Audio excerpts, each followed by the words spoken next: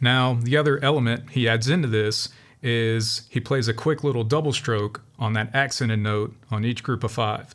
And technically, these are quick little 30-second note doubles, but this just adds a little more complexity to the pattern and gives it a more interesting vibe. So here's what this full hi-hat pattern looks like, slow, then up to speed.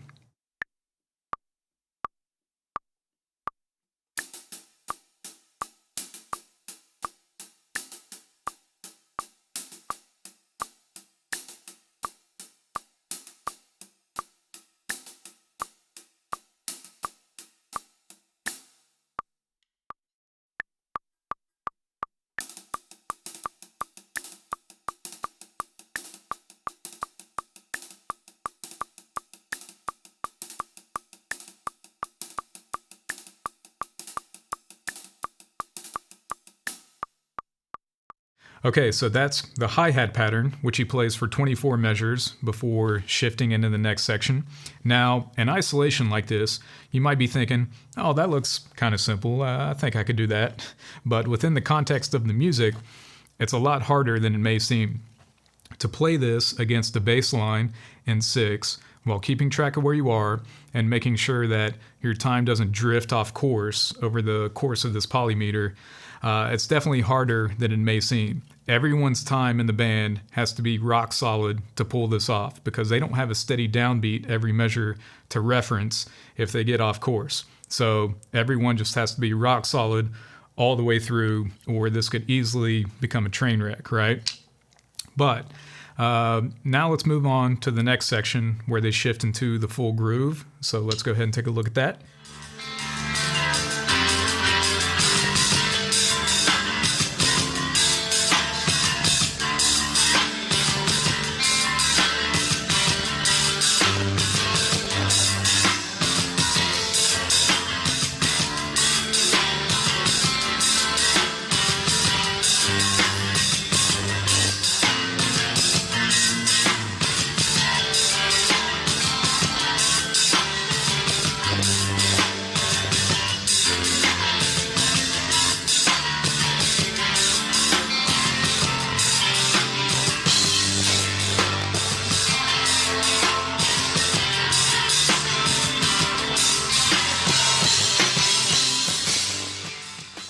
Okay, to get started with this groove, let's just isolate the hand pattern first. The underlying structure is still the same. It's 2 groups of 5/16 notes, but now the hi-hat is all on the right hand, and he adds in openings on the first and the third note of each group of 5, along with a backbeat on the 4th note on the second group of 5.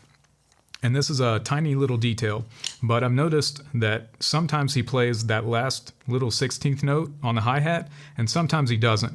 And that last clip I played, he doesn't play it, but on the album and this clip I'm about to play, it looks to me like he does play it. So let's take a look at that clip just for reference.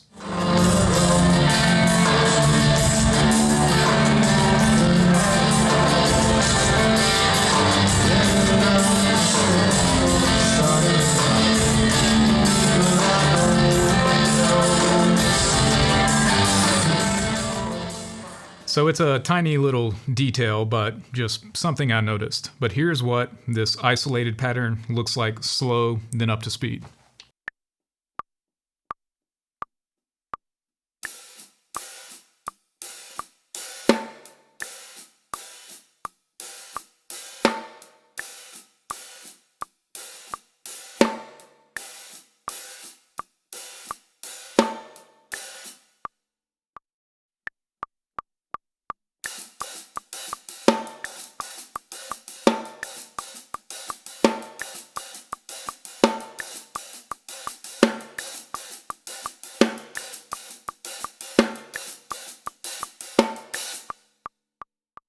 And now the last element to this is to just add in the kick, which is essentially just 4 quick notes right in a row that align with the first 4 notes on the hi-hat. So when we put all that together, it looks like this.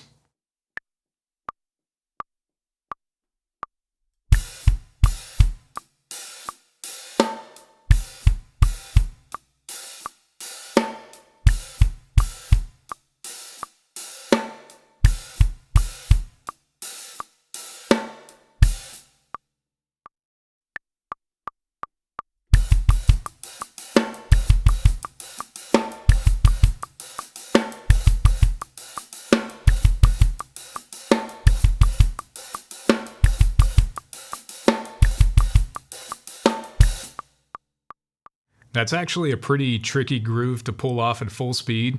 Those 4 kicks right in a row are pretty quick, so to make those nice and even, not so easy, especially when you have to play them over top of these quick little hi-hat openings with the left foot. So even if you understand the pattern conceptually, physically, not so easy to execute, but everything Danny Carey plays is hard, so no surprise there.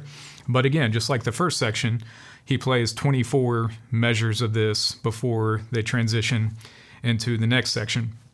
So I went ahead and notated all this out, this entire section for you, which I'll put on the screen now, and also put some notes on there to show you the different resolution points with the bass. So seeing everything written out like this should make it all make a lot more sense.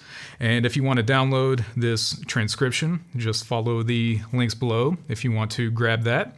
But hopefully this sheds some more light on this elusive little section of Lateralus for you. When this album came out, I was like 16 or 17, just getting into drumming, smoking weed and shit, and listening to this and having like a full-on existential experience, which if you're a Tool fan, you know exactly what I'm talking about.